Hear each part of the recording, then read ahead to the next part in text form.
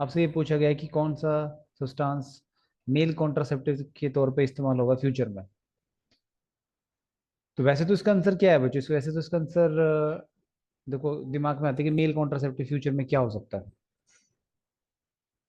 एक तो अपने, अगर आपको याद होगा, मैंने आपको एक टॉपिक पढ़ा, एक क्वेश्चन करवाया भी था, गॉसिपोल एक केमिकल होता है जो कि as a male contraceptive pill, male pill के तौर पे खाया जा सकता है, मेल कॉन्ट्रासेप्टिव पिल के तौर पे खाया जाता है केमिकल। एक तुमने ये भी पढ़ा था, क्योंकि गॉसिपोल एक केमिकल है जो कॉटन के सीड से हमें मिलता है, और इसको भी as a male contraceptive pill आप खा सकते हो to suppress the spermatogenesis, because ये भी स्पर्मेटोजेनेसिस को सप्रेस करता है। बट अगर आपको मेल के अंदर कॉन्ट्रासेप्टिव डिवाइस को देखना है, तो मेल के अंदर कॉन्ट्रासेप्टिव डिवाइस की तरह काम कौन कर सकता है, कॉन्ट्रासेप्टिव मेल कॉन्ट्रासेप्टिव कौन हो सकता है? जाहिर सी बात है टेस्टोस्टेरोन हो सकता है, क्योंकि जब टेस्टोस्टेरोन का लेवल हाई लेवल होता है, तो high level of testosterone inhibit कर सकता है किसको, नेगेटिव फीडबैक से। जो आपने पढ़ा था हार्मोनल कंट्रोल, आपको जब मैंने पढ़ाया था क्लास के अंदर, तो आपने पढ़ा था वहां पर high concentration of testosterone negative feedback करता है। हाई कंसेंट्रेशन ऑफ टेस्टोस्टेरोन जो बहुत ज्यादा हाई हो जाती है, ऑल्सो इनहिबिट स्पर्मेटोजेनेसिस। बट अभी क्या है ना कि अभी लेटेस्ट रिसर्च के अकॉर्डिंग ये देखा गया है, आपको यहाँ पे जैसे मैं दिखाऊं अगर, ये बहुत इंपॉर्टेंट क्वेश्चन है एक्चुअली देखा जाए, but latest research shows that, ये प्रूव हो चुका है कि टेस्टोस्टेरोन के साथ testosterone should be used should be used with progestin. Progestin क्या होता है बच्चों? Artificial progesterone.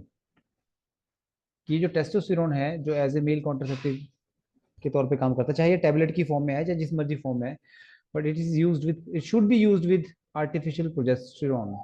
प्रोजेस्टिन का मतलब क्या होता है? Artificial progesterone. थोड़ा सा अमाउंट प्रोजेस्टेरोन का भी मिलाना चाहिए इस ड्रग के अंदर, क्योंकि वो बहुत इफेक्टिव देखा गया है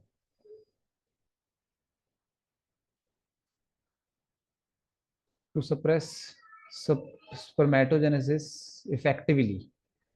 ऐसा देखा गया है कि अगर हम टेस्टोस्टेरोन के साथ थोड़ा सा अमाउंट प्रोजेस्टेरोन का यूज करें, तो ये बहुत अच्छे से स्पर्मेटोजेनेसिस को सप्रेस करता है।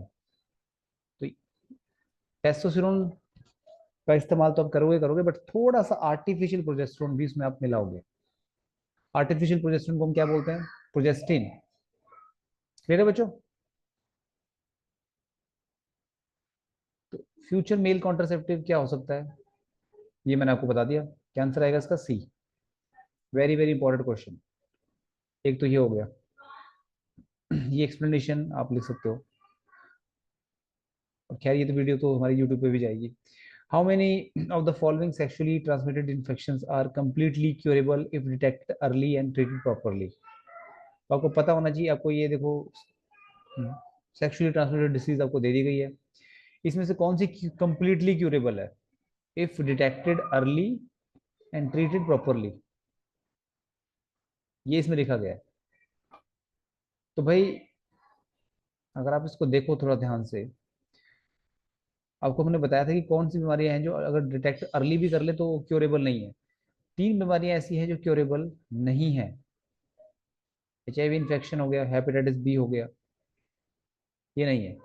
तो मतलब कौन कौन सी क्यूरेबल है, अगर उनको अर्ली डिटेक्ट कर ले तो क्यूरेबल हो जाती है वो। तो आपसे पूछा गया है कि if detected early and treated properly, तो एक तो आपका सिफिलिस है, फिर दूसरा ट्राइकोमोनियासिस है, एंड देन क्लिमाइडिसिस। अगर आप इसको देखो, इस क्वेश्चन का आंसर देखो, तो इसका आंसर क्या आएगा?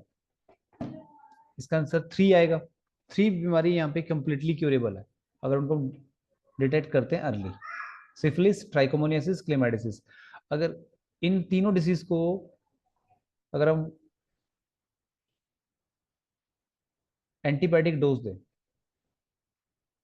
एंटीबायोटिक, वन एंटीबायोटिक डोज से भी ये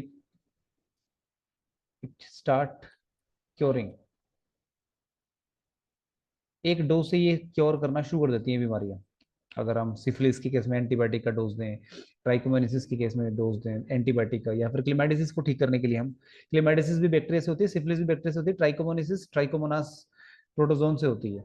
तो इनको, इन सभी बीमारी को ठीक करने के लिए अगर हम एक एंटीबायोटिक का डोज दें तो एक एंटीबायोटिक के डोज से भी क्योर करना शुरू कर देती है। हालांकि इसका एक प्रॉपर कोर्स होता है, वो फॉलो करना पड़ता है, बट एक एंटीबायोटिक भी अपने डोज दी तो उससे, उसी से ही स्टार्ट क्योर होना शुरू कर देती है। ठीक है ना। बट जेनेटल हर्पीस और एचआईवी इन्फेक्शन, एचआईवी का तो कोई इलाज है ही नहीं, अपने को, आपको मैंने पूरा लाइफ साइकिल पढ़ाया था इसका, और वो पूरी बात आप अगर देखोगे तो आपको पता चल गया होगा क्यों कम्प्लीटली क्योरेबल नहीं है, क्योंकि अपनी शेप को चेंज करता है। वैसे ही हेपेटाइटिस बी के केस में क्या होता है कि हेपेटाइटिस बी भी कम्प्लीटली क्योरेबल नहीं है। लिवर ट्रांसप्लांट, क्योंकि हेपेटाइटिस बी लिवर को बहुत ज्यादा, क्रॉनिक हेपेटाइटिस बी हो तो लिवर ट्रांसप्लांट आपको ही पूरी तरह से क्योर आप बोल सकते हो, ओनली क्योर। बाकी इस एंटीवायरल ड्रग जो होती हैं, एंटीवायरल मेडिसिन जो होती हैं, वो उनको जेनेटल हर्पिस और हेपेटाइटिस बी को एंटीवायरल मेडिसिन वायरस की ग्रोथ को सप्रेस कर सकती हैं थोड़े समय के लिए, but can not eradicate it from body, can not eradicate it from body. Body से इरेडिकेट नहीं कर सकता इसको कोई भी ड्रग। लाइफ लॉन्ग भी आपको इस वायरस के साथ जीना पड़ सकता है, ऐसा होता है इस बीमारी में। ठीक है। तो जेनेटल हर्पीस और एचआईवी इन्फेक्शन, हेपेटाइटिस बी, तीनों ही बहुत खतरनाक बीमारी है, तीनों की तीनों एसटीडी है। मेरा तो ये क्वेश्चन बार बार आता है, एनसीईआरटी में भी ये लिखा हुआ है। और सेम ऐसा ही क्वेश्चन अगर आप अगर देखो तो स्टेटमेंट बेस्ड क्वेश्चन है, hepatitis B and genital herpes are completely curable if detected early and treated properly. तो ये तो बोल रहा है कि भी ये दोनों हेपेटाइटिस बी और जेनेटल हर्पीस बीमारियां जो हैं कंप्लीटली क्यूरेबल हैं अगर इनको डिटेक्ट हम कर लेते हैं अर्ली। जी नहीं, ये स्टेटमेंट बिल्कुल गलत है।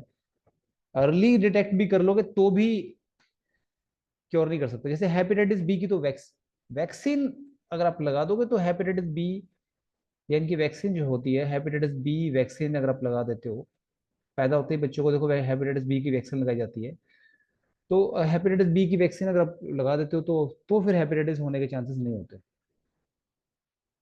तो आप उसको क्योर कर सकते। This is the only method अगर आपसे, आपको इससे बचे रहना है। तो ये स्टेटमेंट तो बिल्कुल गलत है। STD can cause complications like pelvic inflammatory disease, PID, abortion, still birth, ectopic pregnancy, infertility और even the cancer of reproductive tract. तो बिल्कुल सही कह रहा है ये। एसटीडी बीमारियों की कॉम्प्लिकेशंस क्या हो सकती है, एनसीईआरटी में लिखा हुआ है ये पैराग्राफ। पेल्विक इंफ्लामेटरी डिसीज मैंने आपको बताया था, pelvic inflammatory disease, PID, gonorrhoea और आपकी क्लेमाइडिसिस बीमारी की वजह से होती है, आपने पढ़ा था ये।